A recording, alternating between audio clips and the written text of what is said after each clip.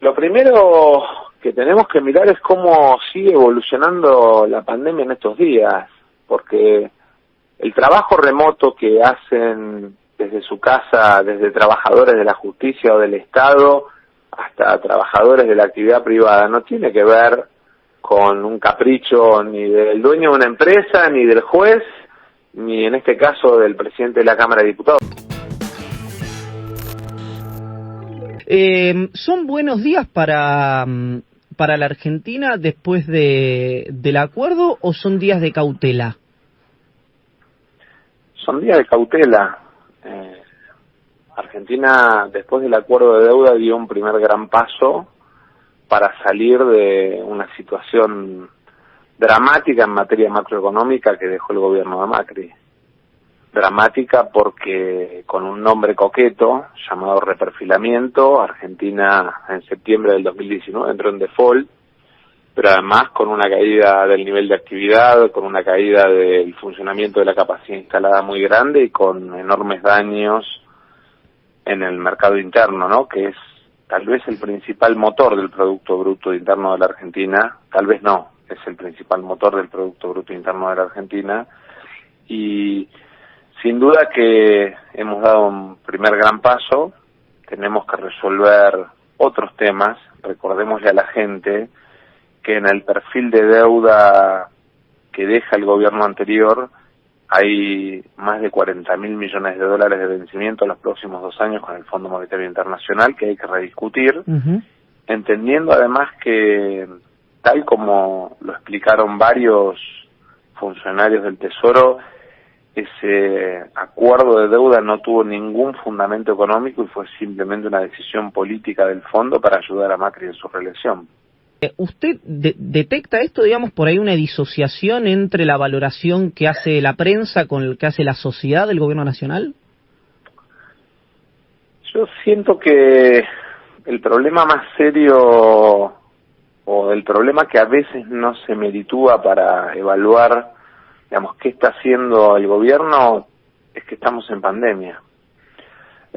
Yo quisiera 30 segundos hacer una larga lista que va desde el IFE, que se puso en marcha sin experiencia o antecedentes previos, pasando por el ATP, que hoy permite que 340.000 pymes y más de 2.700.000 trabajadores estén cobrando su salario en tiempo y forma, la suspensión de despidos, la suspensión de ejecuciones, una moratoria que se pone en marcha de más de 5.700 millones de dólares. El Estado argentino difiere de cobrar para no perjudicar a la salida de la pandemia a pymes, a comerciantes, a monotributistas. Me da la sensación que no se pone en valor el refuerzo de la tarjeta alimentaria, que no se pone en valor el refuerzo de AUH. Si querés, me queda la sensación de que vamos haciendo, de que vamos intentando paliar las dificultades, sabiendo que muchas de ellas no alcanzan, y que a la salida de la pandemia vamos a tener más trabajo. Recién te escuchaba en la entrevista con el titular de la Cámara Argentina de la Construcción. Hoy el gobierno está trabajando en un paquete de leyes para que la construcción sea uno de los motores a la salida de la pandemia.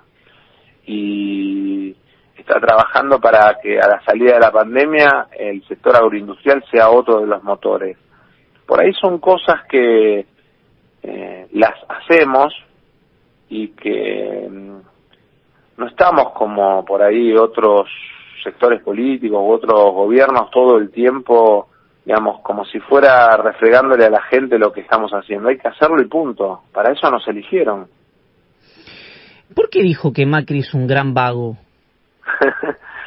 Porque en realidad son a veces expresiones, ¿no?, que te surgen naturalmente, pero en realidad tiene que ver con que no solamente hoy, en medio de una pandemia, con muchos de los que lo votaron a él, ¿no? No solamente con los que por ahí no lo votaron, muchos de los que lo votaron a él esperando definiciones, esperando que en medio de una dificultad como la que enfrenta la Argentina esté poniendo el cuerpo, proponiendo ideas, digamos, se va de vacaciones.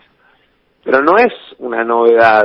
En realidad, si miramos los 4 años de gobierno y hacemos la cuenta de cuánto tiempo pasó lejos de sus funciones, y si miramos cuando era jefe de gobierno, yo siempre digo que en realidad el actual jefe de gobierno lleva varios mandatos, ¿no? Porque antes de ser jefe de gobierno era quien gobernaba como jefe de gabinete.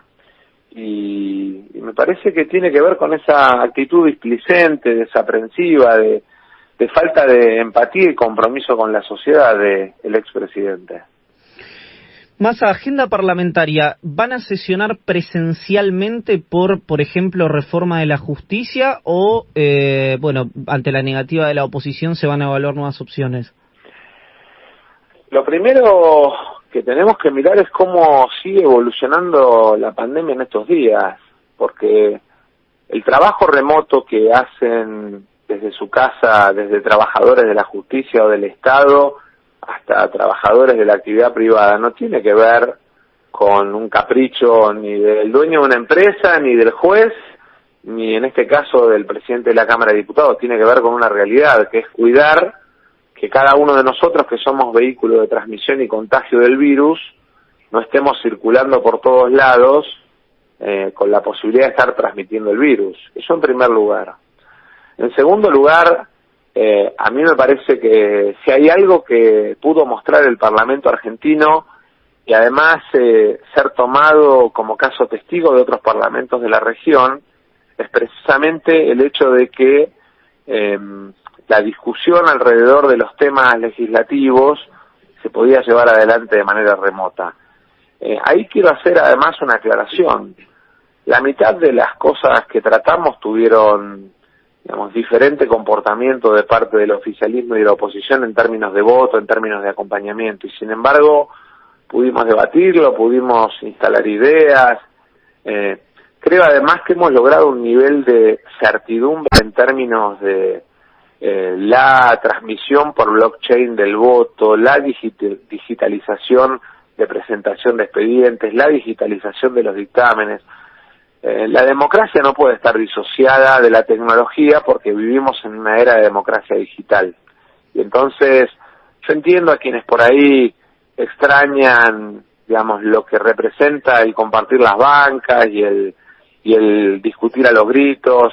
Me parece que la sesión remota lo que supone es que se luce o se distingue aquel que dice buenas ideas y no aquel que insulta y grita.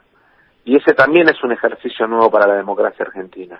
Respecto de la agenda parlamentaria, hay muchos temas, no solamente el que usted plantea, que requieren, digamos, de debate, pero que además en algún caso requieren de respuesta urgente. Estamos en estas horas trabajando junto al ministro de Turismo de la Nación alrededor de una propuesta y una ley que resuelva la situación de los miles y miles de trabajadores, empresarios, pymes, del sector turismo y gastronomía y de la cultura, ¿sí? Y no pueden esperar.